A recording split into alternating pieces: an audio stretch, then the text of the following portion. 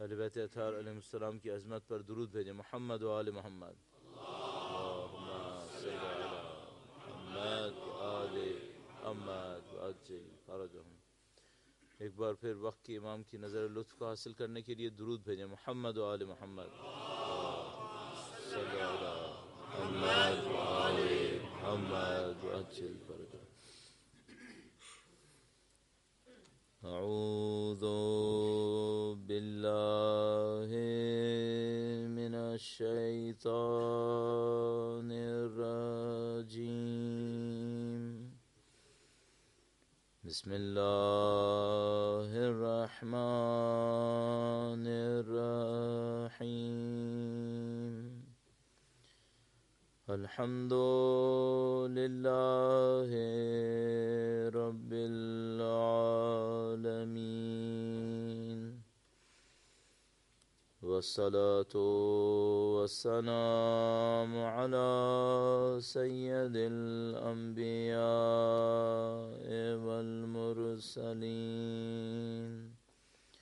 حبیب الہ العالمین بالقاسم محمد. اللہم صل علی محمد وآل محمد وعجل فرجہ وعلى آلہ الطیبین الطاہرین سیما بقیت اللہ فی الارضین. قال اللہ تعالی فی کتابہ الکریم. بسم اللہ الرحمن الرحیم. ام حسبت ان اصحاب الكهف والرقیم كانوا من آیاتنا عجبا. درود بھیجے گا محمد و آل محمد. صلی علی محمد و آل محمد وعجل فرجہ. خدا تعالی کا انتہائی احسان ہے، انتہائی شکر ہے، اس نے ہمیں اور آپ کو اہل بیت اطہار علیہ السلام کی فکر سے، ان کے عقیدے سے متصل کیا ہے، ایسے خاندانوں میں پیدا کیا ہے جہاں پر سید الشہداء کا نام ہم نے اپنے بچپن سے سنا ہے. الحمدللہ ہماری زندگی سید الشہداء کے ذکر میں، ان کے غم میں گزری ہے. اس دعا کے ساتھ کہ انشاءاللہ مرتے دموں تک خدا پرچم حسین کو بلند رکھنے والوں میں قرار فرمائے، اور اس عبادت کے صدقے میں اس دنیا میں ان کی زیارت اور اس دنیا میں ان کی شفاعت سے منور فرمائے انشاءاللہ. دعاؤں کی قبولیت کے لیے وقت امام کے ظہور میں تعجیل کی دعا کے لیے درود بھیجیں. محمد و آل محمد. صلی علی محمد و آل محمد وعجل فرجہم. خدا متعال نے جب انسان کو اس دنیا کے اندر بھیجا ہے، اور ہم جانتے ہیں کہ خدا متعال نے بے ہدف نہیں بھیجا ہے، خدا متعال نے یقیناً کسی ہدف کے ساتھ بھیجا ہے، کسی مقصد کے ساتھ بھیجا ہے. اگر خدا کا کوئی ہدف اور مقصد ہے تو یقیناً اس نے اس ہدف کو پورا کرنے کے سارے ریکوائرمنٹس ہمارے اندر پوری کی ہوں گی. ایک عقل مند ہونے کے ناطے، صاحب عقل ہونے کے ناطے انسان بھی ایسا ہی ہے. اگر آپ کسی کو کوئی ذمہ داری دیں گے، رسپانسبلٹی دیں گے، تو اس کو تمام انسٹرومنٹس بھی دیں گے کہ وہ ان کو پورا کیسے کرے گا. اس خدا نے ہمیں اس دنیا کے اندر بھیجا ہے، اس کے تمام ریکوائرمنٹس وہ ہمارے اندر پوری ہونی چاہیے. اس لیے خدا تعالیٰ نے ہمیں بہت عجیب صلاحیتیں دی ہیں. کچھ صلاحیتیں ایسی ہیں جو ہمارے اندر کم ہیں اور جانوروں کے اندر بہت زیادہ ہیں. مثلا میں ہمیشہ سوچتا ہوں کہ ہم لوگ دیکھنے میں جانوروں سے کم ہیں، ہم لوگ سونگھنے میں جانوروں سے کم ہیں، ہم لوگ بھاگنے میں بھی جانوروں سے کم ہیں، جسم بھی ہمارا بعض جانوروں سے چھوٹا ہے. تو ہمارے اندر کوالٹی کون سی ہے جو ان سے بہتر ہے؟ کیا چیز بہتر ہے ہمارے اندر؟ تو ہمارے پاس جو سمجھ میں آتا ہے، مجھے یوں لگتا ہے کہ شاید سمپلی عقل کا کچھ حصہ ان کے پاس بھی ہونا چاہیے. مجھے یوں لگتا ہے. اس کی وجہ یہ ہے کہ پتہ نہیں کتنی دفعہ آپ نے یہاں پہ شاید کم دیکھا ہو، وہاں بہت دیکھتا ہوں میں، کہ ہم کبھی گاڑی چلا رہے ہوتے ہیں، کوئی جانور سامنے آتا ہے تو وہ جانور بھی ڈیسیشن لے رہا ہوتا ہے کہ اس نے جانا ہے یا نہیں جانا ہے. اگر کوئی عقل کا کوئی پیس کہیں سے کہیں تک نہیں ہے تو پھر ٹکراتا کیوں نہیں ہے ہمیشہ؟ وہ اپنے آپ کو بچا کیسے لیتا ہے؟ پھر کچھ نہ کچھ تو ہے اس کے پاس بھی. لیکن ایک مسئلہ اس کے ساتھ ہے، جانور اپنی لائف کو آبجیکٹیو نہیں بنا سکتا، ہم اپنی لائف کو آبجیکٹیو بنا سکتے ہیں. جانور کے پاس یہ طاقت نہیں ہے اپنی لائف کے لیے کوئی ہائر آبجیکٹیو لے لے. جانور 1 کروڑ سال پہلے جو کر رہا تھا آج بھی وہی کرے گا. اللہ نے، خدا نے ہمیں یہ طاقت دی ہے کہ ہم اپنے لیے اچھے آبجیکٹیو بنا سکتے ہیں، اپنی زندگی کے لیے پلاننگ کر سکتے ہیں کہ ان آبجیکٹیو تک کیسے پہنچنا ہے. اب یہاں پر ایک رزلٹ سمجھ میں آتا ہے، اگر کسی کی لائف میں آبجیکٹیو نہ ہو تو وہ جانوروں سے نیچے ہے. پھر کسی کی لائف میں آبجیکٹیو نہیں ہے، اس کا مطلب ہے وہ جانوروں سے نیچے ہے، کیونکہ جانور کا کوئی آبجیکٹیو بن جاتا ہے. اگر اس کی لائف کا کوئی آبجیکٹیو ہی نہیں ہے تو پھر تو معاملہ خراب ہو گیا. ایک اور مسئلہ بھی سمجھ میں آتا ہے، ہر انسان کی قیمت اس کے آبجیکٹیو کے اوپر ہے. اس کو تھوڑا سا میں آپ کے سامنے عرض کروں گا. درود بھیجے گا محمد و آل محمد پر. صلی علی محمد و آل محمد وعجل فرجهم. آپ نے جانوروں کو دیکھ لیا ہے، ہم لوگ مختلف چینلز کے ذریعے سے، مختلف کتابوں کے ذریعے سے جانوروں کی عادتوں کو سمجھتے ہیں، جانور کیسے زندگی گزارتے ہیں. تو بعض جانور ڈومیننس کے لیے زندگی گزار رہے ہوتے ہیں، ان کو اپنے گروپ کے اندر ڈومیننس چاہیے ہوتی ہے، تو اس کے لیے لڑتا ہے. اور اگر کوئی جانور اس کے سامنے آ جائے تو اس کو چیلنج لیتا ہے، اس کو ہراتا ہے یا خود ہارتا ہے، پھر وہ ڈومیننٹ ہو جاتا ہے اور یہ اس کے سامنے سر جھکاتا ہے. اگر کسی انسان کی زندگی کا آبجیکٹیو بھی یہی ہو کہ اس کو ڈومیننس چاہیے تو وہ اس جانور کی طرح جس کی عادت یہی ہوتی ہے. کچھ جانور ایسے ہوتے ہیں جو صرف کھانے پینے کے لیے زندگی گزار رہے ہیں. صبح کو نکلتا ہے، ایک جانور شکار کرتا ہے، پیٹ بھر لیتا ہے، خاموشی سے ایک جگہ بیٹھ جاتا ہے. پھر جب بھوک لگتی ہے ایک اور جانور شکار کرتا ہے، پیٹ بھرتا ہے، ایک جگہ پہ بیٹھ جاتا ہے. اگر کسی کی زندگی کا ہدف صرف جسم ہو تو وہ اس جانور کی طرح ہے. بعض جانور خواہشات کے لیے زندہ ہیں، اپنے میں نہیں معلوم جسم کی خواہشات کے لیے زندہ ہیں. اگر انسان بھی ایسا ہو اس کی قیمت بھی اس جانور کی طرح ہے. بس آبجیکٹیو نہ ہو تو جانوروں سے بھی نیچے ہے. آبجیکٹیو ہو اور آبجیکٹیو جانوروں کا طرح ہو تو اس جانور کی طرح ہے. کب انسان جانور سے اوپر آئے گا؟ جب اس کا آبجیکٹیو کوئی ایسا ہو جو جانوروں سے بہت اونچا چلا جائے. پھر صرف ایک ہی آبجیکٹیو ہو سکتا ہے، اور وہ یہ ہے کہ انسان اپنے آپ کو پیوریفائی کر کے کسی کمال تک پہنچانے کو آبجیکٹیو بنا لے. اگر یہ آبجیکٹیو نہیں ہے، آبجیکٹیو دنیا کی کوئی چیز ہے، یہاں مجھے پاور مل جائے، یہاں مجھے فیم مل جائے، یہاں مجھے اسٹرینتھ مل جائے، تو پھر یہ تو سب جانوروں کے اندر بھی ہوتا ہے. پھر وہ بات نہیں بن پائے گی. ہمیں انسان ہونے کے لیے اس آبجیکٹیو تک پہنچنا پڑے گا. اس کے لیے خدا نے سب کچھ ہم کو دیا ہے. میں ایک پوائنٹ سے شروع کروں گا اور اس کو اپنے ٹاپک کے نزدیک لے کر آئیں گے. ابھی جو آج میں کل کی بات کو بھی ملاتے ہوئے اور آج کے لیے ایک لنک کریٹ کرنے کے لیے کہوں گا، انسان کے اندر ایک بہت بڑی چیز عادت نام کر کے ہے.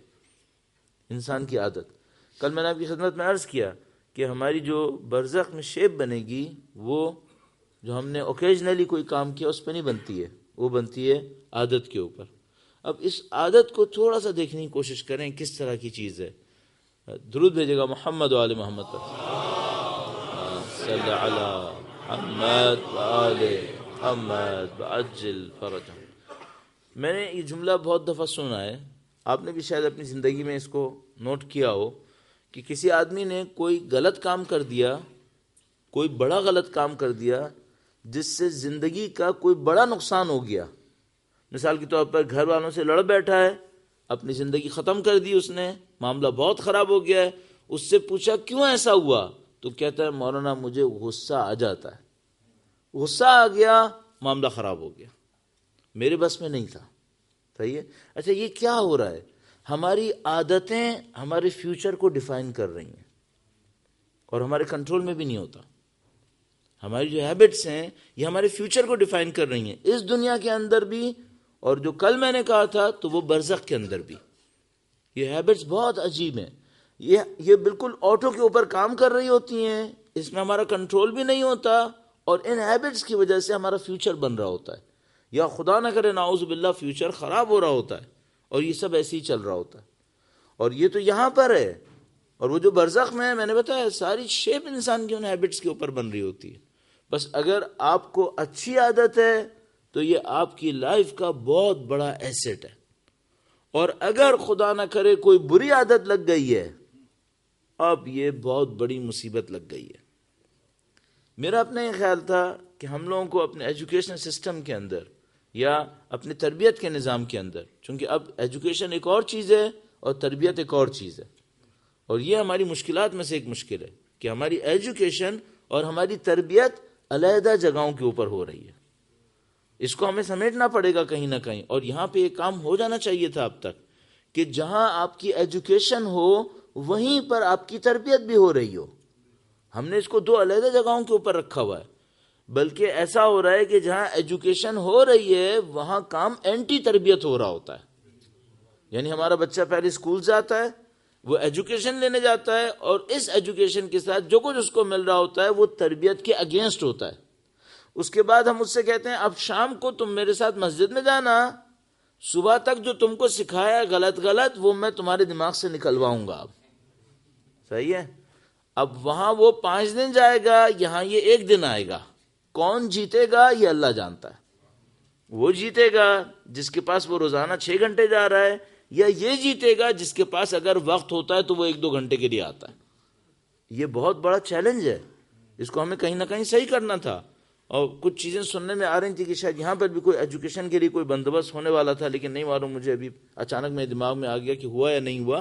لیکن یہ کبھی نہ کبھی کرنا پڑے گا آپ کو.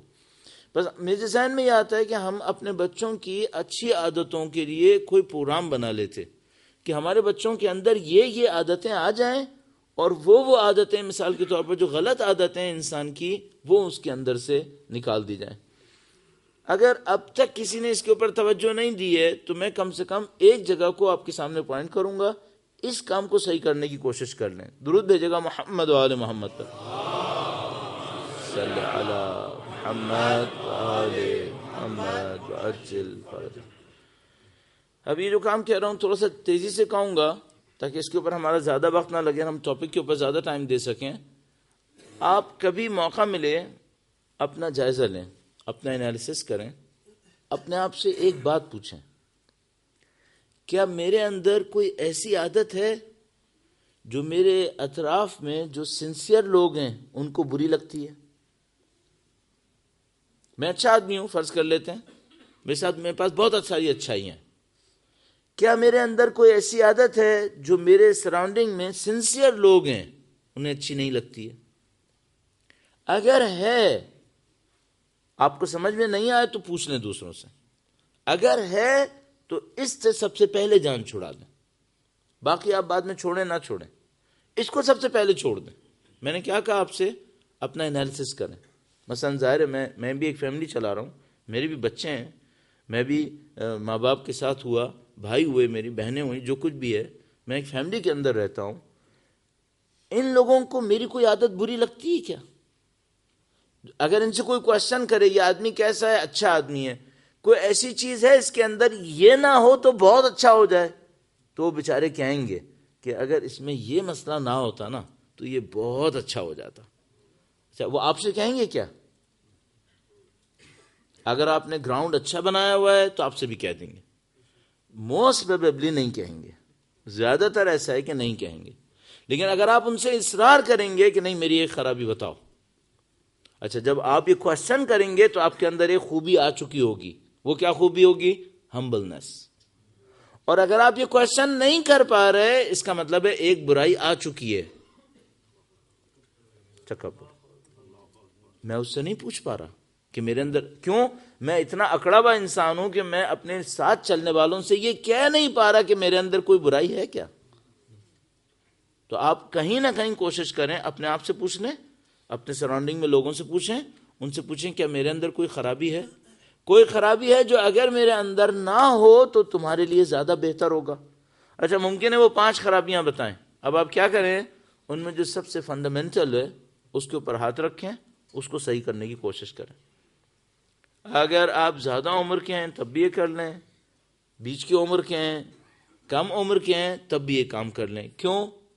بری عادتوں میں ایک بہت بڑی مصیبت ہے، یہ کبھی نہ کبھی انسان کو تنہا کر دیتی ہے. ایک وقت آتا ہے جب ہمارے جو اطراف میں لوگ ہوتے ہیں وہ ہم سے تھک جاتے ہیں. کب تھکتے ہیں یہ لوگ؟ جب ہم لوگ کمزور ہوتے ہیں. جب ہم کمزور پڑتے ہیں تو ان کو اچانک یاد آ جاتا ہے کہ اس کے اندر یہ خرابی تھی. اور جب ہم طاقتور ہوتے ہیں تو ان کو یاد رہتا ہے کیا؟ نہیں، اس وقت برداشت کرتے ہیں. تو جب ہمیں سب سے زیادہ ضرورت ہوتی ہے سامنے والوں کی کہ وہ ہمارا ساتھ دیں، اس وقت ان کو یاد آتا ہے کہ اس کے اندر یہ خرابی ہے.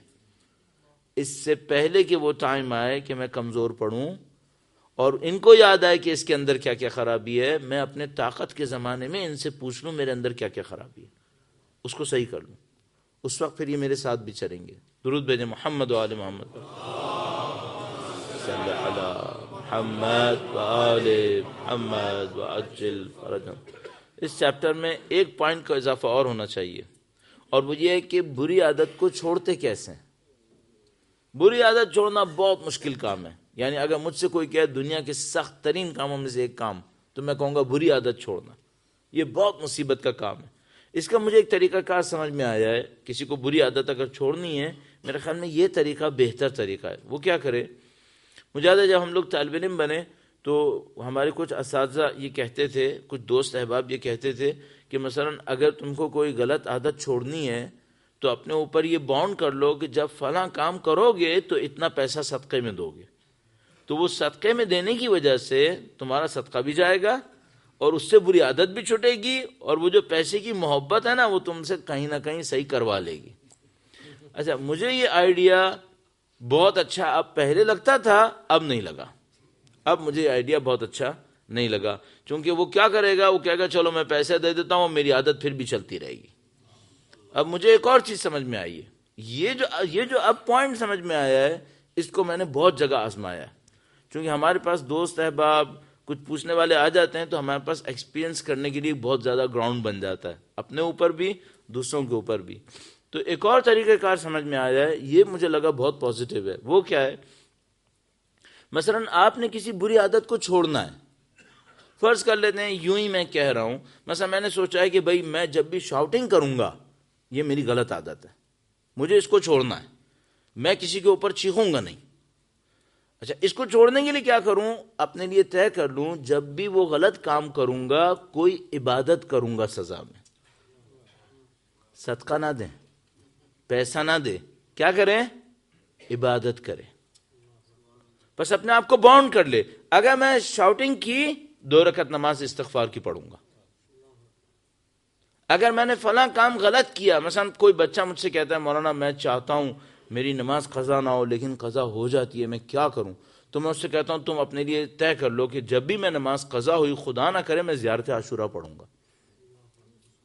اچھا، میں یہ نہیں کہہ رہا کہ زیارت عاشورہ نارملی نہیں پڑھے گا، قضا پہ ہی پڑھے گا. نہیں، نارملی بھی پڑھے گا، اس کو نہیں کہہ رہا ہوں. تو قضا کرے تو ضرور پڑھ لے. اچھا، فائدہ کیا ہوگا؟ اور فائدہ ایک عجیب سی بات ہے.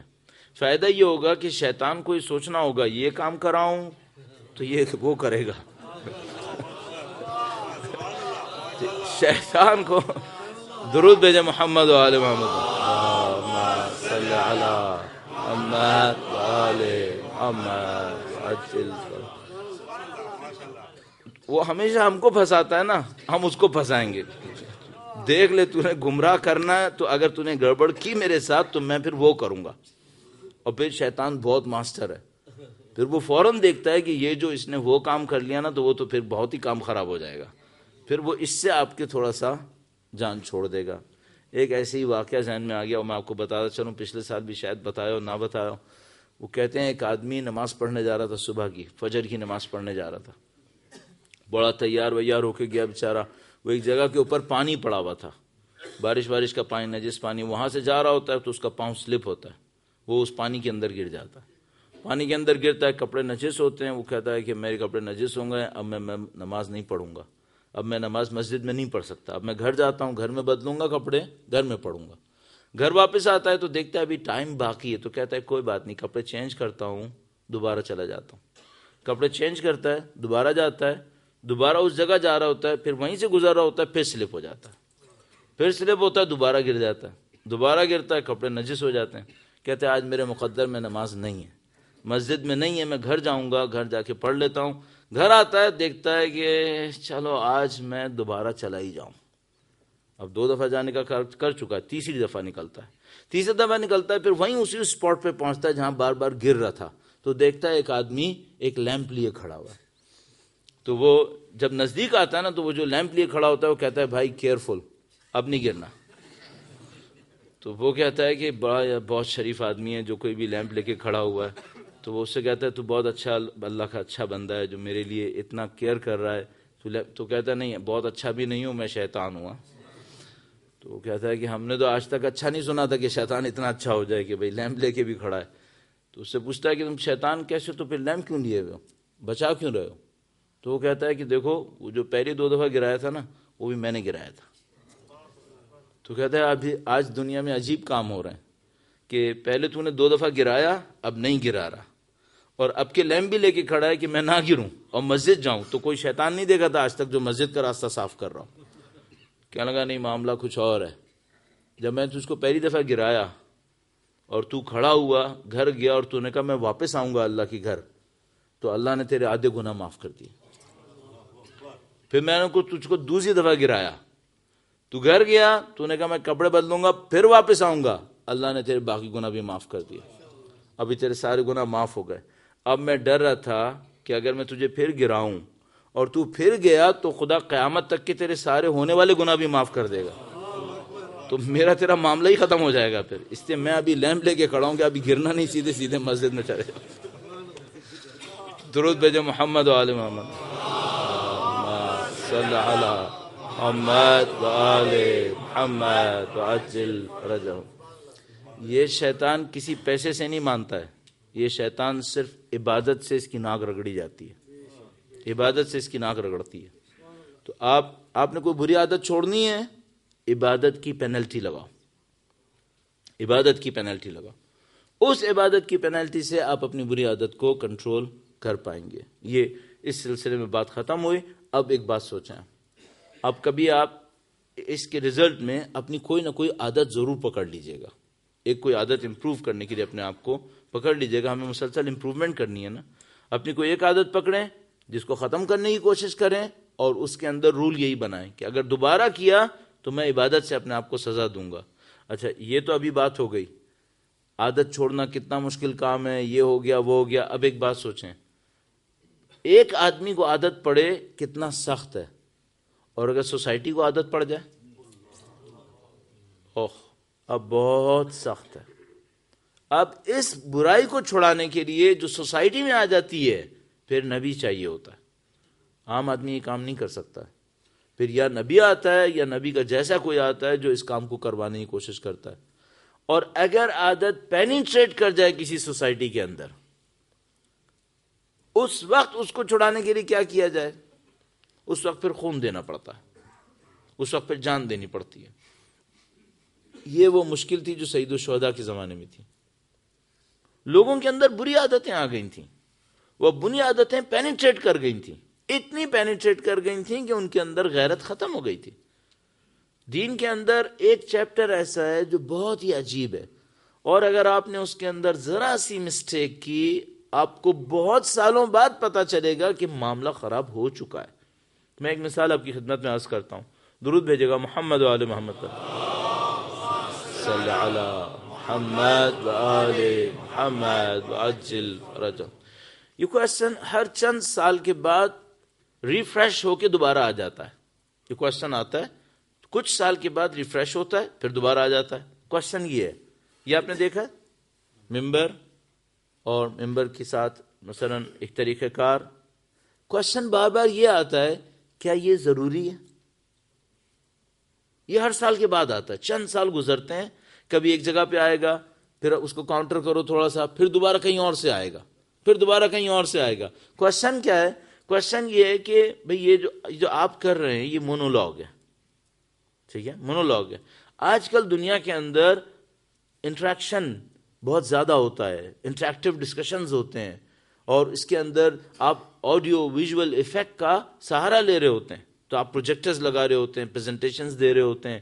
اب یہ جو مجلس ہے اس کے اندر نہ کوئی آڈیو ویژول ایفیکٹ ہے اور نہ اس کے اندر انٹریکٹیو ہے، یہ مونولوگ ہے، اوپر بیٹھ کر آپ نے مونولوگ کر لیا، کوشچن کیا بار بار آتا ہے، اس کو چینج نہ کر لیں، کوشچن آتا ہے اس کو چینج کر لیں. اچھا اب ابھی میں پوچھتا ہوں چینج کریں تو کیا کریں؟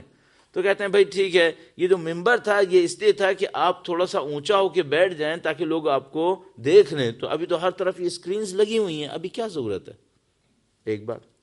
دوسری بات یہ کہ آپ یہاں پہ بیٹھ جاتے ہیں تو آپ کو انٹریکشن نہیں کر سکتے، تو ابھی آپ ایسا کریں کہ آپ ممبر پہ نہ بیٹھیں، آپ میز کرسی پہ آ جائیں. دو باتیں. نمبر 3، آپ کوئی پریزنٹیشن نہیں دے رہے، آپ ایک پریزنٹیشن بھی ساتھ لے کر آؤ. صحیح ہے، اب پریزنٹیشن دے دیا کرو. 3 باتیں ہو گئیں.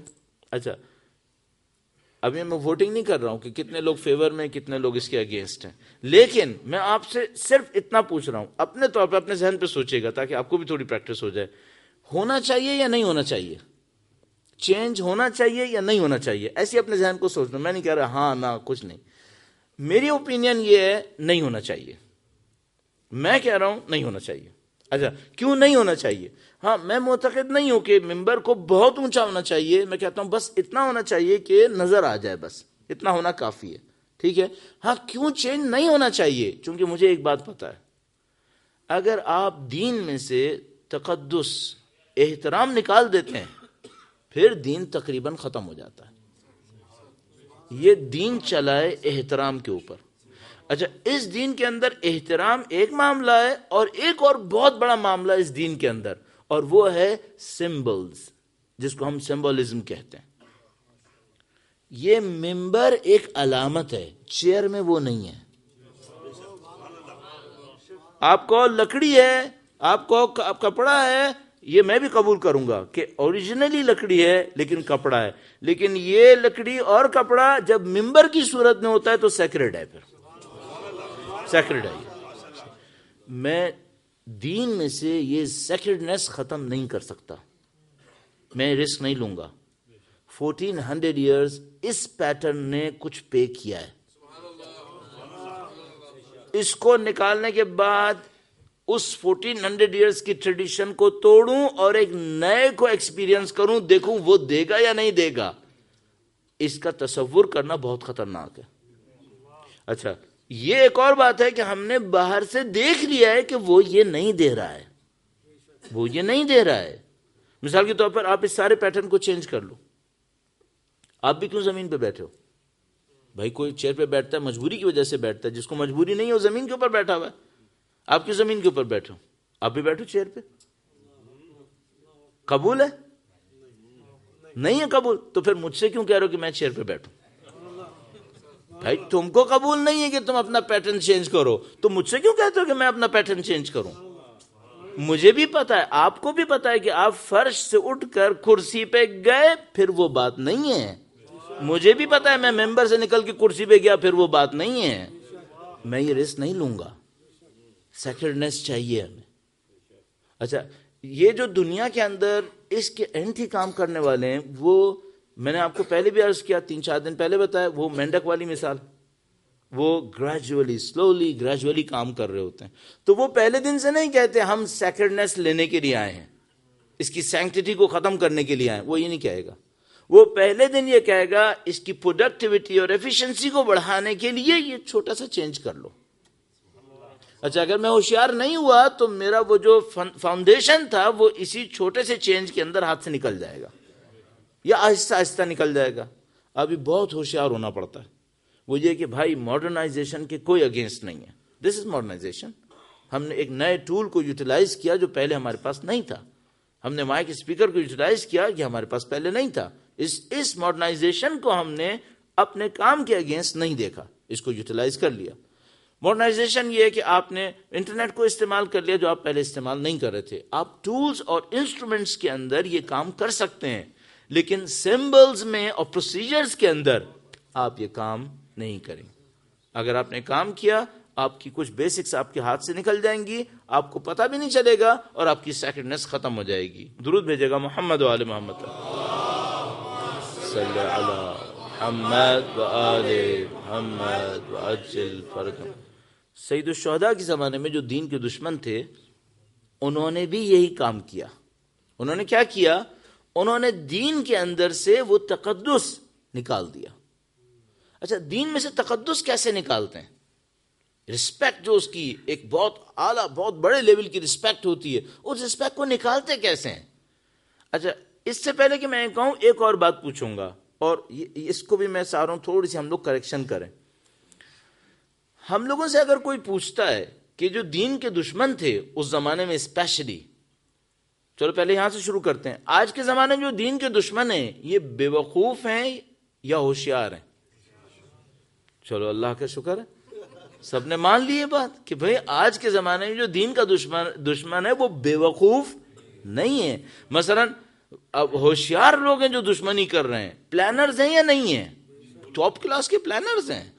5 سال 10 سال کی بات نہیں کرتا ہے، کم از کم اسٹریٹجک جاتا ہے، 25 سال کی بات کر رہا ہوتا ہے، 25-30 سال کی ایک پلاننگ کرتا ہے. میں نے بتایا انگلینڈ کے اندر 1954 تک جو چیز کرائم تھی، ڈس ریسپیکٹ تھی، شیم تھی، وہ اب ڈگنیٹی ہے. تو اس نے 50-60 سال کی تو پلاننگ کی ہوگی کہ اس کے بعد تک یہاں پہ لا کے کھڑا کیا ہے. تو وہ جو دین کے خلاف کام کر رہا ہوتا ہے وہ بہت بڑا پلانر ہوتا ہے، اس کو پتا ہوتا ہے کہ میں نے کیا کرنا ہے.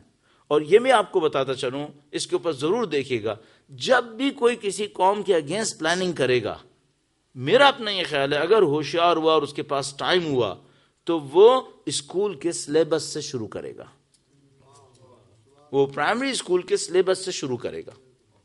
میں صرف ایک پوائنٹ آپ کو بتاتا چلوں، اس ٹائپ کی باتیں آپ کو سننے کی شاید عادت نہیں ہوگی، لیکن میں ایگزامپل کے طور پہ بتا رہا ہوں، جس کو برا لگے اس سے پہلے سے ہی معذرت، اس والے میں 10 بستہ کی ضرورت نہیں، تھوڑی سی معذرت بھی کافی ہے.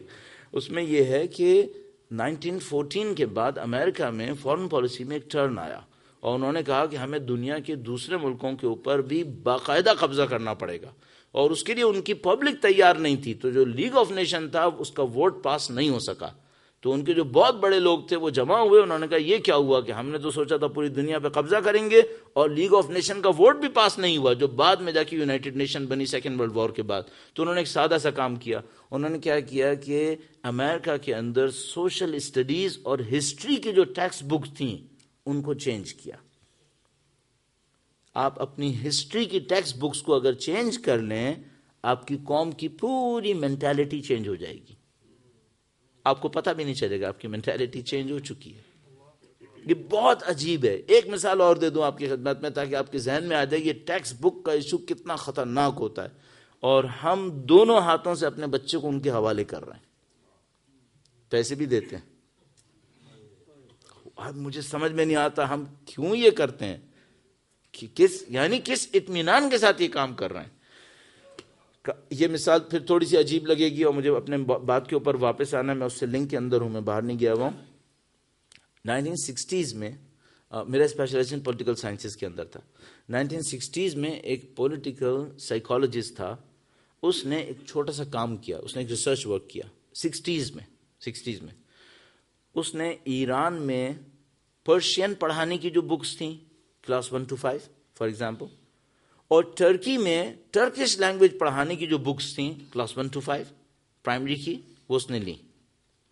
یہ آدمی امریکہ میں بیٹھا رہا، یہ کبھی ایران نہیں آیا تھا، اس کو پرشین بھی نہیں آتی تھی. یہ کبھی ٹرکی نہیں گیا تھا، اس کو ٹرکش بھی نہیں آتی تھی.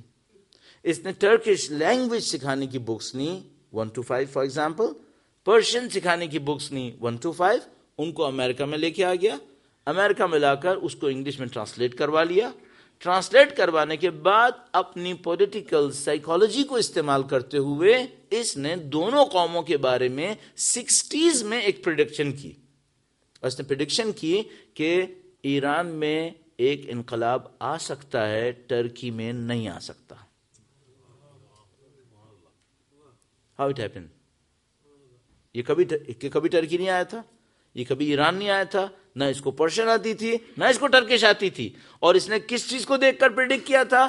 صرف لینگویج کی بکس کو دیکھ کر. کیوں؟ اس نے یہ بات ثابت کی تھی کہ لینگویج کی بکس کلچر کو چینج کر سکتی ہیں، کسی بھی قوم کی مینٹالٹی کو چینج کر سکتی ہیں. اچھا، ہم بچوں کو اسکول بھیجتے ہیں اور اس بات پہ خوش ہوتے ہیں کہ اسلامیات تو ہم اپنی والی پڑھا لیں گے نا، باقی سب صحیح ہے. کتنے سکون سے وہ ہماری قوم کے بچوں کی ذہنیت بنا رہے ہیں، اور ہم صرف یہ دیکھ رہے ہیں نماز میں نے سکھا لی یا نہیں سکھائی ہے، مینٹالٹی وہ بنا رہے ہیں۔ اور میں آپ کو بتاؤں، میں ایجوکیشنسٹ ہوں ایک ٹائپ کا، میرے پاس میں نے پڑھانے کا بھی ایکسپیرینس ہے، میں مزے میں کہتا ہوں کلاس 6 سے لے کے ماسٹرز تک سارے لیولز کو پڑھایا ہے، بہت ساری جگہوں پہ پڑھا لیا۔ اپنا میرے پاس ایک اسکول بنانے میں ساتھ دیا، دوستوں کے ساتھ مل کے اسکول بنایا، اس سال کی ایڈمیشن ملا کے تقریباً 1000 اسٹوڈنٹس ہیں اس کے اندر۔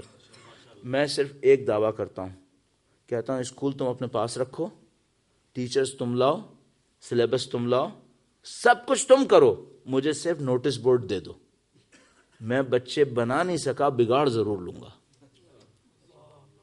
صرف نوٹس بورڈ مجھے دے دو، میں بچے بگاڑوں گا، ایسے بگاڑوں گا تم اپنے ٹیچر، سلیبس، مینجمنٹ کسی چیز کے ذریعے ان کو نہیں سنبھال پاؤ گے، میں بگاڑ دوں گا۔ صرف کس چیز سے؟ نوٹس بورڈ سے یہ کام ہو سکتا ہے۔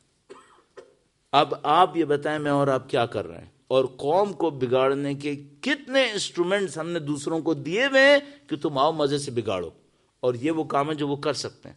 تو وہ سمپل پلاننگ کریں گے، سمپل پلاننگ کریں گے۔ اس کو میں اپنے لیے کہتا ہوں، یہ اس کو میں کہوں گا دس از سوشل انجینئرنگ۔ وہ سوشل انجینئرنگ کریں گے، سوشل انجینئرنگ کریں گے، مائنر چینجز ادھر سے ادھر کریں گے جس کو آپ دیکھ بھی نہیں پائیں گے کہ ہوا یا نہیں ہوا ہے، اور 20 سال بعد آپ کا فیوچر چینج ہے۔ وہ ماسٹرز ہیں اس کام کے، وہ ماسٹرز ہیں اس کام کے، بہت آسانی سے کر سکتے ہیں۔ مثلا ایک بہت آسانی سے ایک کام، دین کی سینکٹیٹی کو، دین کے سیکرڈنس کو ختم کرنے کے لیے بہت آسان ایک کام ہے۔ وہ کیا کریں گے؟ وہ اس کے اوپر جوکس بنوائیں گے۔ آپ خود ایس ایم ایس فارورڈ کرو گے،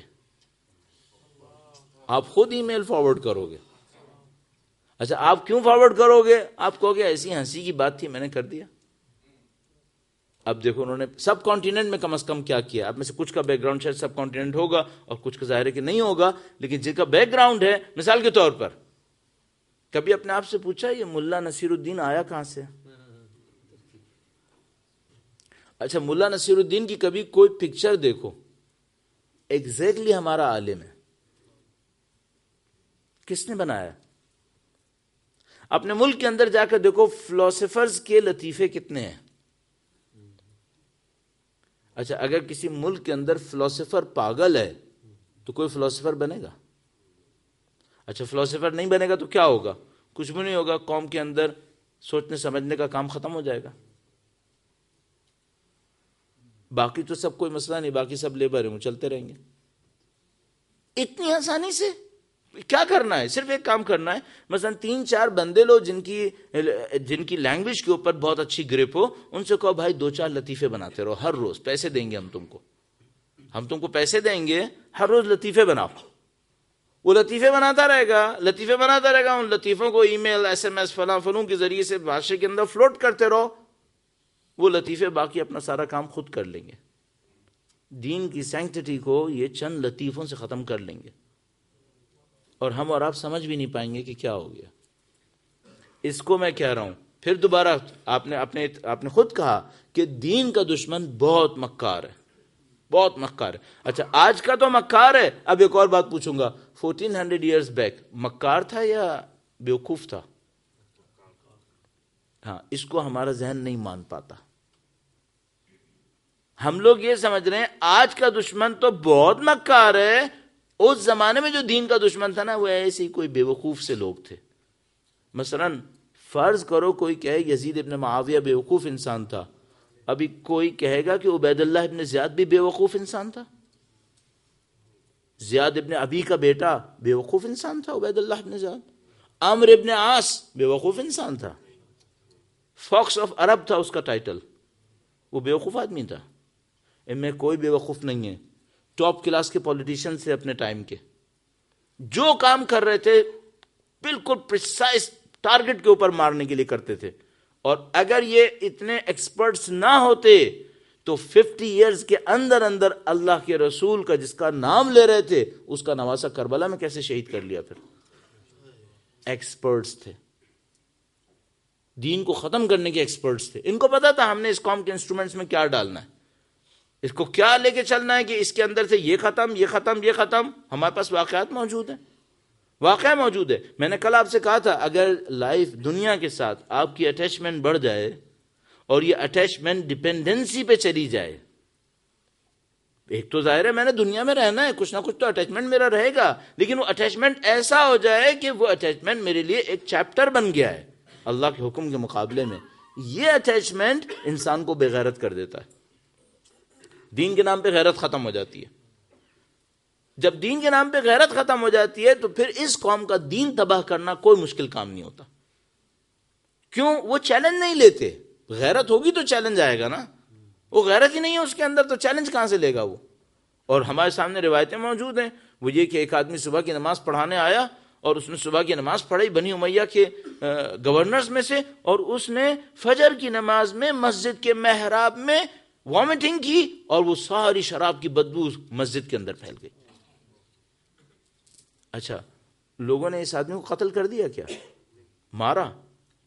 میں قتل نہ کہوں, مار تو لیتے نا کہ بھئی تو نے مسجد کا یہ کیا کیا ہے, تو ساری رات پیتا رہا اس کا مطلب ہے, اور تو ہمارا گورنر بھی تھا اور تو ہمیں نماز پڑھانے آیا تھا.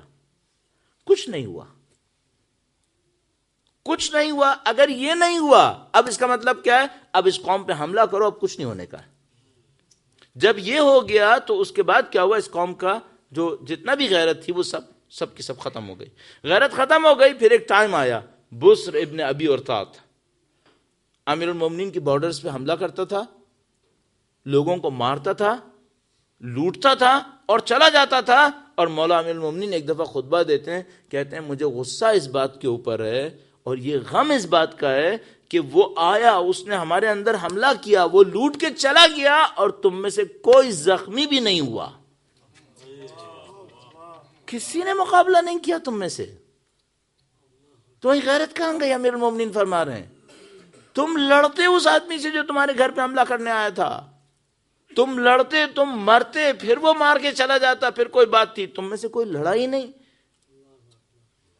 یہ کیا ہوا ہے؟ غیرت ختم ہو جاتی ہے. غیرت ختم ہو جاتی ہے اس اٹیچمنٹ کی وجہ سے. اب اس کو میں اور آگے تک لے کے جاؤں تاکہ بالکل پریسائسلی جگہ پہنچ جائیں. کام کہاں سے شروع ہوتا ہے؟ شیطان کے پاس 2 حربے ہیں. شیطان 2 حربے کرتا ہے, اور میں آپ کی خدمت میں عرض کرتا ہوں, درود بھیجے گا محمد و آل محمد صلی علی محمد و آل محمد عجل فرجهم. اچھا, یہ جو کچھ باتیں ہم کر رہے ہیں یہ ماڈرن ایجوکیشن کی کس فیلڈ میں آنی چاہیے تھی؟ اس کو ہم لوگ کہہ سکتے تھے اگر کبھی ہوتا ہمارے پاس کوئی ایسی یونیورسٹی تو ہم لوگ اس کو اسلامک سائیکالوجی میں لے کر جاتے یا اسلامک سوشیولوجی میں لے کے جاتے, کہ جس میں ہم یہ دیکھتے کہ ایک قوم کے اندر سے دین ختم کیسے ہوتا ہے. تو ہم اسلامک سائیکالوجی کے اندر یا سوشیولوجی کے اندر اس کو ڈسکس کرتے کہ بھئی یہ ہوتا کیسے. لیکن ہمارے پاس یہ سب بھی نہیں ہے جہاں پہ ہم اس کو ڈسکس کریں. اس خاطر یہ سب کچھ ہمارے ساتھ ہو رہا ہے اور ہمیں سمجھ میں نہیں آ رہا کہ یہ ہمارے ساتھ کیا ہو رہا ہے. شیطان 2 طریقے سے حملہ کرتا ہے, 2 میں سے کسی ایک کو استعمال کرتا ہے. اور تقریباً دنیا کی پولیٹکس میں یہی 2 کام چلتے ہیں. دنیا کی پولیٹکس میں بھی یہی 2 کام چلتے ہیں. ایک کام کیا ہوتا ہے؟ ایک کچھ دو اور یا اس کو فارغ کرو, یا پیسہ دے دو یا اس کو فارغ کر دو. ٹھیک ہے, ایک کو ہم کہتے ہیں لالچ, دوسرے کو ہم کہتے ہیں خوف, گریڈ اینڈ فیئر. 2 انسٹرومنٹ ہیں شیطان کے. شیطان 2 کاموں کرتا ہے, یا تو اس کو لالچ دیتا ہے, کہتا ہے دیکھ تجھے اتنا پیسہ ملے گا, اور اگر نہیں کیا تو پھر دوسری چیز کیا ہے؟ خوف. اس کو خوف دلائے گا, اگر یہ نہیں کیا تو پھر گردن گئی تیری. بس انسانوں کے اندر یہ 2 ویکنسز ہیں, یا لالچ آتی ہے یا خوف آتا ہے اس کے اندر. کس کے اندر آتا ہے؟ جس کا دنیا سے اٹیچمنٹ ہوتا ہے. جس کا دنیا سے اٹیچمنٹ نہیں ہو, آپ اس کو لالچ دو, کہو ہم تجھے پیسہ دیں گے, وہ کہے گا پیسہ میرے نزدیک ذلیل ہے. کہو ہم تجھے مار دیں گے, وہ کہے گا میں پہلے ہی مرنے کو تیار بیٹھا ہوں. اگر کسی نے دنیا سے اپنا یہ اٹیچمنٹ توڑ لیا, اس کے اوپر شیطان کا کوئی حربہ نہیں چل سکتا. شیطان کے سارے حربے ایک گراؤنڈ کے اوپر چلتے ہیں. وہ گراؤنڈ کیا ہے؟ دنیا کی محبت. اگر دنیا کی محبت ہوئی، اٹیچمنٹ ہوئی دنیا کے ساتھ، ایسی اٹیچمنٹ جس کے اندر ڈیپینڈنسی آ گئی ہے، اب شیطان کے سارے حربے چلیں گے. پیسے کی لالچ بھی دے گا اور پیسے سے ڈرائے گا بھی کہ میں تجھ سے لے لوں گا دنیا، اور لالچ بھی دے گا کہ تو نے کام کیا تجھے پیسہ مل جائے گا. اور جس کے اندر یہ نہیں ہے وہ کنگ ہے، پھر وہ بہادر آدمی ہے، وہ دنیا کا آزاد انسان ہے، وہ کسی کا غلام نہیں بنے گا. حضرت ابو ذر کی طرح. ابو ذر دنیا کا آزاد انسان ہے. عجیب واقعہ حضرت ابو ذر کا ایک واقعہ. حضرت ابو ذر نے جو کچھ اٹھایا ہے وہ بہت اچھی مثال ہے کہ دنیا داروں کے سامنے لڑتے کیسے ہیں. بہت زبردست مثال ہے. سختی تو آئی، ساری مصیبتیں ہوئیں، ان کے مصائب بہت زیادہ ہیں. حقیقت یہ ہے کہ حضرت ابو ذر کے مصائب بہت زیادہ ہیں، ان کی پرابلمز بہت زیادہ ہیں، مشکلات بہت زیادہ ہیں، لیکن آزاد انسان ہے. آزاد انسان کتنا آزاد انسان ہے؟ اتنا آزاد انسان ہے جس کو ہم لوگ آج کے دور میں کہیں گے نعوذ باللہ، صد نعوذ باللہ، بے وقوف انسان ہے. جب کوئی بہت آزاد ہوتا ہے تو دنیا داروں کے نزدیک کیا ہو جاتا ہے؟ وہ بے وقوف ہوتا ہے، اور وہ ہوتا آزاد ہے. حضرت ابو ذر کے پاس ایک آدمی آیا، مدینے سے ان کو ایگزائل کیا تھا، سیریا میں لا کے چھوڑ دیا تھا. 2-3 ہفتے میرے خیال میں شاید سیریا میں رہے تھے، تو معاویہ کو ڈر لگا کہ اگر زیادہ عرصے یہاں پہ رہ گیا تو میرا بھی کام خراب ہو جائے گا، تو واپس بھیج دیا. البتہ آنا جانا کیسا تھا؟ جب مدینے سے نکلے تھے تو اونٹ کے اوپر بٹھا کر پاؤں نیچے سے باندھ دیے تھے. جب شام میں اترے تھے تو ساری کھال ران کے اوپر سے اتر گئی تھی، ہڈی نظر آ رہی تھی. یہ ابو ذر نے جھیلا ہے. اور ابو ذر جب زمین پہ اترے ہیں سیریا میں تو وہیں سے شروع کیا جہاں سے بند کیا تھا. کہا تم یہ مصیبتیں ڈال کے سمجھ رہے ہو ابو ذر کی زبان بند ہو جائے گی؟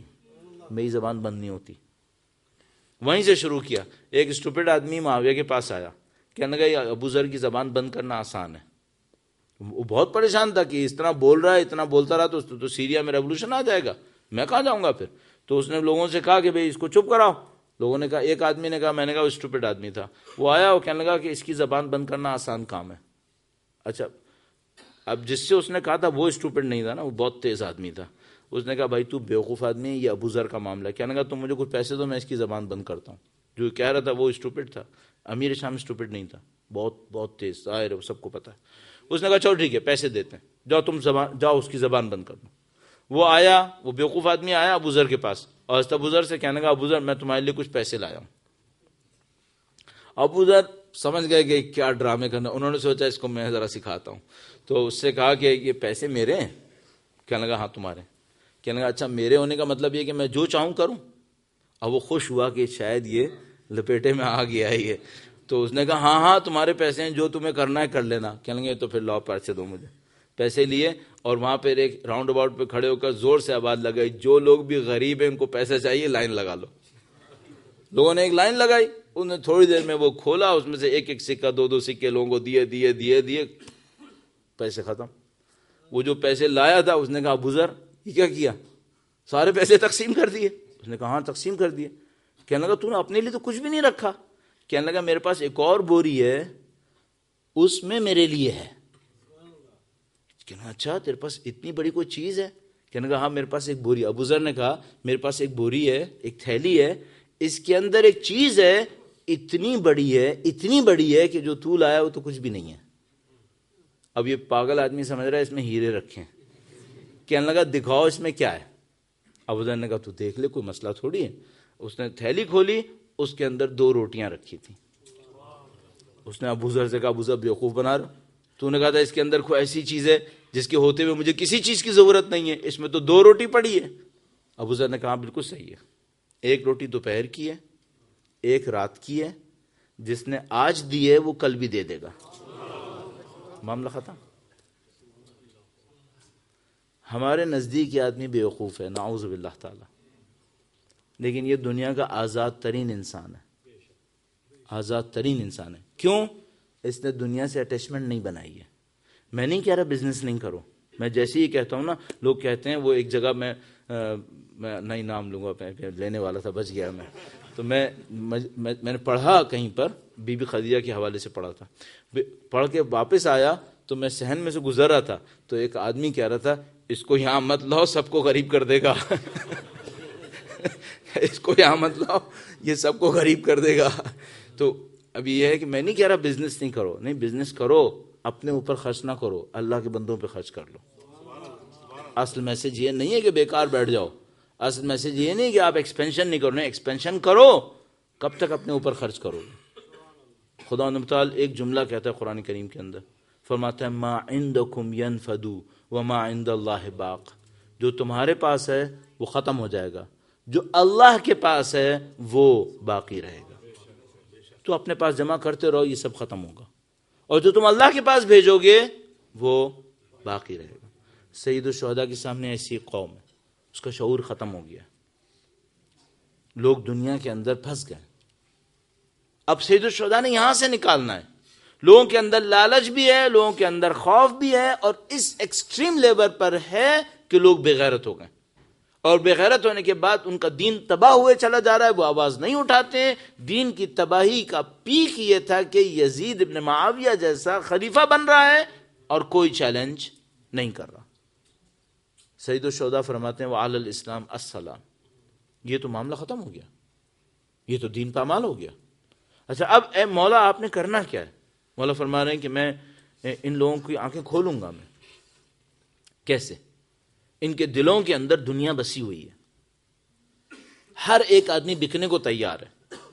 زیادہ تر جو ٹرائبز تھے کوفہ کے، اس کے بڑے بڑے لیڈر یا بک گئے تھے پیسے سے یا بک گئے تھے سرداری سے۔ یا عبید اللہ بن زیاد نے کہا تھا میں تجھ کو اتنا پیسہ دوں گا تو امام کا ساتھ نہ دے، اور وہ ساتھ نہیں دیتا تو نیچے والے بھی ساتھ نہیں دیتے تھے، اور یا اس نے کہا تھا اگر تو نے ساتھ دیا تو میں تیری جو لیڈرشپ ہے ٹرائب کی یہ میں تجھ سے لے لوں گا، کسی اور کو لیڈر بنوا دوں گا۔ تو اپنی لیڈرشپ کو بچانے کے لیے اور اپنے پیسے کو سیکیور کرنے کے لیے انہوں نے امام حسین کا ساتھ نہیں دیا، لالچ اور خوف۔ اچھا اب سید الشہداء نے کیا کرنا تھا؟ سید الشہداء نے ایک ایسا لشکر بنانا تھا جو چھوٹا ہو لیکن نہ لالچ ہو نہ خوف ہو، چھوٹا سا ایک لشکر ہو، نہ اس کے اندر لالچ ہو نہ اس کے اندر خوف ہو۔ اگر کسی قوم کے اندر لالچ اور خوف نہیں ہوتی تو کیا ہو جاتی ہے؟ پھر وہ آزاد ہوتی ہے۔ اچھا جب کوئی قوم میں سے کوئی گروپ، ساری قوم مر گئی ہے، چھوٹا سا ایک گروپ آزاد ہے، تو ان آزاد لوگوں کے ساتھ کیا ہوتا ہے؟ ان کی گردن کٹتی ہے، یہ ہوتا ہے۔ اچھا اس کے بعد جب آزاد لوگ مر جاتے ہیں تو سارا سب ختم ہو جاتا ہے؟ نہیں، ختم نہیں ہوتا، پھر قوم جاگتی ہے، پھر قوم جاگتی ہے۔ اس کا مطلب کیا ہے؟ آزاد انسانوں کے مقدر میں گردن کٹانا ہے۔ اگر کسی قوم میں لوگ سو جائیں، کچھ لوگ رہ جائیں زندہ کہ یہ آزاد لوگ ہیں، ان آزاد لوگوں کے اوپر اللہ ایک ڈیوٹی ڈال دیتا ہے، یا تو تم بھی سو جاؤ اور تم بھی مر جاؤ، اور اگر تم میں جرأت ہے جاؤ اپنی گردن کٹاؤ۔ اگر گردن کٹاؤ گے تمہارے خون کے صدقے میں خدا سوئے ہوئے لوگوں کو جگا دے گا۔ ہر دور میں یہی ہونا ہے، ہر دور میں جہاں قومیں سوئیں گی وہاں پہ یہی ہوگا، چند لوگ اپنی گردنیں کٹوا دیں گے۔ یہ سب سید الشہداء کی پیروکار ہیں، یہ سید الشہداء کی پیروی میں کریں گے۔ اور غیبت سخت وقت ہے، کل سے میں غیبت کی طرف جاؤں گا انشاءاللہ، اس کو ڈسکس کرنے کی کوشش کریں گے۔ سید الشہداء کے زمانے میں یہ تھا، اور سید الشہداء کو پتا تھا اب گردن کٹانی پڑے گی، اب میں گردن کٹواؤں گا، گردن کٹوانے کے بعد میرے دوست ہوں گے جو جمع ہوں گے، ساتھی ہوں گے جو جمع ہوں گے، وہ میرا ساتھ دیں گے، اور ہم چھوٹا سا لشکر دین کی راہ میں شہید ہو جائیں گے۔ لیکن اگر صرف اتنا ہی ہوتا نا کہ سید الشہداء شہید ہو جاتے، ان کا لشکر بھی مارا جاتا، تو یہ وہ ہوتا جو پہلے انبیاء کے زمانے میں بھی ہوا تھا۔ انبیاء کے زمانے میں بھی یہ ہوتا تھا، نبی آتے تھے، تھوڑے سے لوگ ساتھ دیتے تھے، باقی لوگ ساتھ نہیں دیتے تھے، نبی اور اس کے تھوڑے سے ماننے والے شہید ہو جاتے تھے، یہ پہلے بھی ہوتا تھا۔ لیکن امام حسین نے ایسی قربانی دینی تھی جو کسی نبی نے نہیں دی تھی۔ اب اس قربانی کو بہت بڑا ہونا تھا، کیوں؟ کیونکہ یہ حسین ابن علی ہے، یہ حسین ابن علی ہے، اور اللہ اپنے تمام بندوں کو وعدے دے رہا تھا میرا ایک بڑا بندہ آنے والا ہے، سب کو وعدے دے رہا تھا۔ آپ کو یاد ہے کہ آپ نے روایت یقیناً سنی ہوگی کہ حضرت آدم کو بھی سنایا تھا کہ ایک حسین آئے گا، وہ آئے گا اور وہ قربانی دے گا۔ یہ بہت عجیب ہے. آپ نے یقیناً بائبل کہیں نہ کہیں پڑھی ہوگی، اور بائبل کے آخری چیپٹر کو جس کو ریولیشن کہتے ہیں اس میں یقیناً کہیں نہ کہیں پڑھا ہوگا کہ اللہ تخت کے اوپر بیٹھا ہوا تھا، ایک کتاب اس کے ہاتھ میں تھی، اور وہ کہتا ہے کہ کون اس کتاب کو کھولے گا، اور سب کے سب لوگ رو رہے ہوتے ہیں، کسی میں طاقت نہیں ہوتی، اور بائبل لکھتی ہے کہ ایک ذبح ہوا بھیڑ آئی، اور اس ذبح ہوئی بھیڑ نے کہا کہ میں اس کتاب کو کھولوں گا. اور اس کے بعد خدا نے کہا کہ میں ہر قوم، قبیلے، نسل میں تیرے رونے والوں کو قرار دوں گا. یہ بہت عجیب ہے. خدا انبیاء کو کہہ رہا تھا دیکھو میرا ایک حسین آئے گا، وہ ایک قربانی دے گا، اور تم میں سے کوئی ایسی قربانی نہیں دے گا جو حسین قربانی دے گا. اس کا نام باقی رکھوں گا، اور کسی کا نام بھی مقدس تھا لیکن نام حسین کا باقی رہے گا، اور دوسروں کی قبریں بھی مقدس تھیں لیکن خاک شفا حسین کی بنے گی، یہ حسین کے نام میں تاثیر آئے گی. اب میں کہوں گا اے خدایا، یہ سید الشہداء نے کون سا ایسا کام کیا، کون سی ایسی قربانی دی جس کو تو نے اتنا بڑا سمجھا کہ تو نے امام حسین کو یہ مقام دے دیا؟ تو خدا مجھ سے صرف اتنی سی بات کہے گا تو جا کر دیکھ، جب موسیٰ کی ماں اپنے بچے کو صرف پانی پہ ڈال رہی تھی، اور ہم نے کہا تھا موسیٰ کی ماں سے کہ تیرے بچے کو واپس بھی لائیں گے، تو وہ ماں جب پانی میں ڈالنے لگی جس کو ہم نے وعدہ کیا تھا کہ بچہ واپس لائیں گے، تو وہ ڈر گئی، اور اس نے ہم سے کہا خدا میرے بچے کی حفاظت کے لیے کچھ کر لے. تو خدا نے کہا دیکھ تو ڈر رہی ہے نا، تو لکڑی کا صندوق بنا لے، تو لکڑی کے صندوق کے اندر اس کو رکھ دے، ہم تیرے بچے کو واپس لائیں گے. تو میں کہوں گا خدایا تو نے مادر موسیٰ کو تو اتنا کچھ کر کے دیا، علی اصغر کی ماں کو کیا کر کے دیا تو نے؟ موسیٰ کی ماں کو تو پتا تھا کہ بچہ واپس آئے گا، تب اتنا ڈر رہی تھی. ایک وقت آیا جب سید الشہداء علی اصغر کی ماں کے سامنے کھڑے ہوئے اور کہا بچہ مجھے دو شاید پانی پلاؤں. اب علی اصغر کی ماں کا دل کتنا خدا نے مضبوط کیا تھا، اس کو پتا تھا جو اس خیمے سے باہر جاتا ہے پھر واپس نہیں آتا ہے. اس نے اپنا علی اصغر سید الشہداء کے حوالے کر دیا، اور سید الشہداء اس بچے کو لے کر میدان جنگ کے اندر آئے. بس ایک روایت عرض کروں اور آپ دو آنسو بہائیں اتنا کافی ہوگا. سید الشہداء کے سامنے جب علی اصغر شہید ہوا ہے تو ہمارے پاس روایتوں کے اندر، ہم لوگ اردو زبان کے اندر پڑھتے ہیں، ہم کہتے ہیں بچے کا گلا چھد گیا. چھدنے کا مطلب ہوتا ہے بچے کے گلے میں سوراخ ہوا. تو میں کہوں گا عزیزو اس بچے کا گلا اتنا سا تھا، اس میں سوراخ نہیں ہوا ہے. روایت کہتی ہے تیر ستم چلا اور کان سے لے کر کان تک بچہ ذبح ہوا. علی اصغر کا گلا چھدا نہیں ہے، علی اصغر ذبح ہوا ہے. بس ایک موقع آیا، مادر علی اصغر نے دیکھا، اس نے بیچاری نے صرف ایک بات کہی، کہا ارے میرے بچے، کئی 6 ماہ کے بچے بھی ذبح ہوتے ہیں، تو ذبح ہو گیا. سيعلم الذين ظلموا أي منقلب ينقلبون. پروردگارہ تو جو واسطہ محمد و آل محمد کا اس قلیل کو ہم سے قبول فرما. اے پاک پروردگار ان کی نورانیت سے دلوں کو منور فرما. اے پاک پروردگار جو اہل بیت کی راہ میں جان دے رہے ہیں انہیں شہدائے کربلا کے ہمراہ محشور فرما. جو ظالم جابر ان کے اوپر ظلم کر رہے ہیں اگر قابل ہدایت نہ ہو تو واصل جہنم فرما. جو ظالم ان کی سرپرستی کر رہے ہیں انہیں بدترین رسوائیوں میں مبتلا فرما. اے پاک پروردگار دعائیں تیری حجت کے لیے، تیرے حجت کے نام پر ہمارے بیماروں کو شفا نصیب فرما، ہمارے مرحومین کی مغفرت فرما، ہماری زندگیوں میں خیر و برکت نازل فرما. اے پاک پروردگار سید و سردار مولا اور آقا امام آخر الزماں کی ظہور میں تعجیل فرما. ہمیں ہماری اولادوں کو ان کے جانثاروں میں قرار فرما. ہماری زندگیوں کا اختتام دین کی راہ میں شہادت قرار فرما. ربنا تقبل منا انك انت السميع العليم بجاه محمد وآله الطاهرين.